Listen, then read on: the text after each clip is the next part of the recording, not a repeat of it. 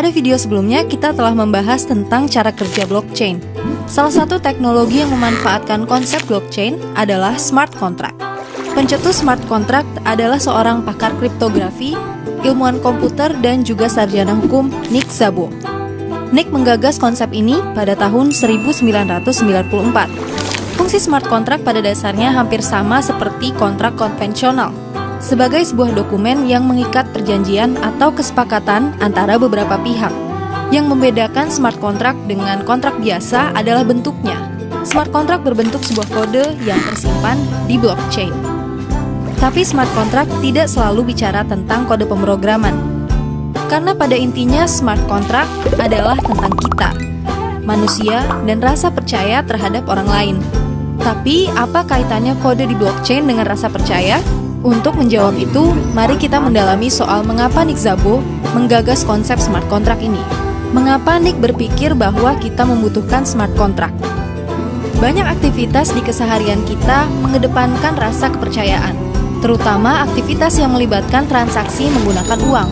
Misalnya, untuk memesan sebuah barang secara online, kita harus percaya bahwa penjual tidak akan menghilang setelah kita mengirimkan uang. Sebagai penjual, kita juga harus percaya jika orang yang memesan barang secara pre-order dari kita betul-betul akan membeli saat barangnya jadi. Satu kejadian hit and run bisa menghilangkan kepercayaan penjual pada pembeli, dan juga sebaliknya. Smart contract menjadi sistem alternatif yang dirancang untuk mengatasi masalah kepercayaan ini. Lalu, bagaimana cara kerjanya? Seperti pada transaksi properti, dokumen bermaterai menjadi simbol kepercayaan pihak-pihak yang terlibat. Namun terkadang dokumen legal itu pun tak dapat menjamin bahwa tidak akan terjadi kecurangan atau kesalahan selama proses transaksi berlangsung. Smart contract berusaha memastikan agar hal itu tidak terjadi.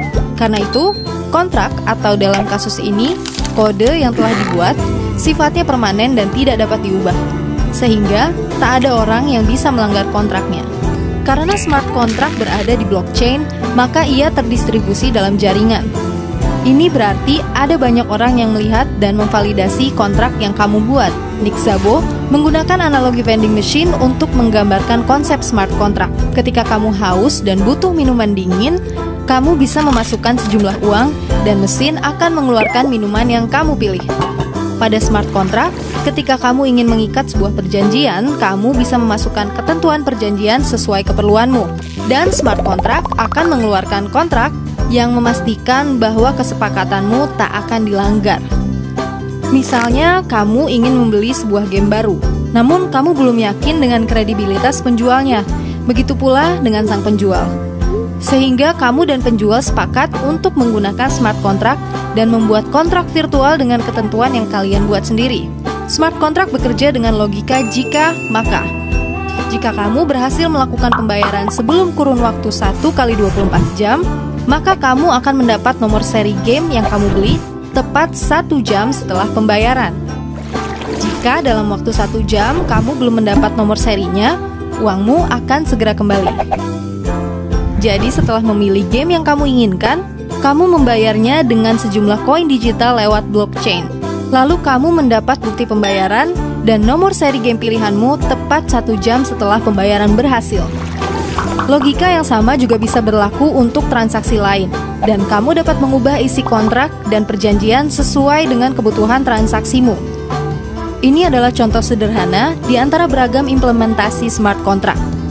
Namun pada kenyataannya, penerapannya tak bisa semulus imajinasi kita, karena masih ada masalah yang muncul dalam penerapan smart contract. Bicara soal kesepakatan dan janji, berarti kita sedang bicara tentang manusia. Sifat smart contract yang absolut, di satu sisi menghadirkan rasa aman bagi orang yang membuatnya. Namun, di sisi lain ia menjadi kaku, karena ia tak mampu mengakomodasi konteks sosial antar manusia yang kerap muncul pada kontrak di dunia nyata. Masalah lainnya adalah sulitnya menjaga privasi. Kontrak-kontrak di dunia nyata menuntut kerahasiaan, baik karena alasan hukum, keamanan pribadi, kenyamanan orang-orang yang terlibat, ataupun gabungan ketiganya.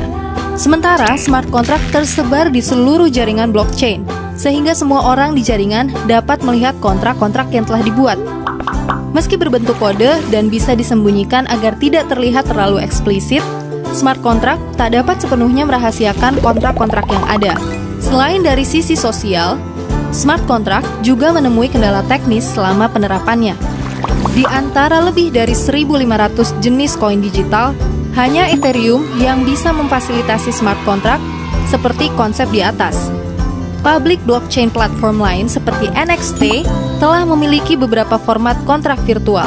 Namun, kamu tak dapat membuat kontrak sendiri dan melakukan kustomisasi pada format yang ada. Bitcoin juga memiliki keterbatasan bahasa pemrograman untuk pengaplikasian smart contract. Ethereum menjadi pilihan paling optimal untuk penerapan smart contract karena ia memiliki kemampuan untuk mengeksekusi kode apapun. Meski menjadi pilihan terbaik di antara cryptocurrency lainnya, Ethereum juga memiliki kekurangan, yaitu kapasitas transaksi. Saat ini Ethereum hanya mampu menangani rata-rata 25 transaksi per detik. Sebagai perbandingan, PayPal mampu menangani rata-rata 193 transaksi per detik. Ini bisa menjadi hambatan bagi Ethereum seiring meluasnya penggunaan smart contract. Kita juga tak dapat memungkiri kemungkinan terjadinya kesalahan penulisan kode oleh orang yang membuat kontrak virtual. Salah satu contoh kesalahan coding yang cukup fatal adalah kasus peretasan The DAO pada Februari lalu. Kasus ini hampir menghilangkan aset smart contract senilai 3,6 juta Ether atau senilai 70 juta dolar saat peretasan terjadi. Saat ini smart contract memang belum mampu menangani perjanjian kontrak dengan skala yang masif ataupun konteks sosial yang kompleks. Namun smart contract saat ini bisa menjadi salah satu metode untuk automasi dan pengelolaan database yang terdistribusi dalam jaringan. Nah, sekarang bagaimana pendapatmu tentang analogi vending machine yang digambarkan oleh Nick Szabo?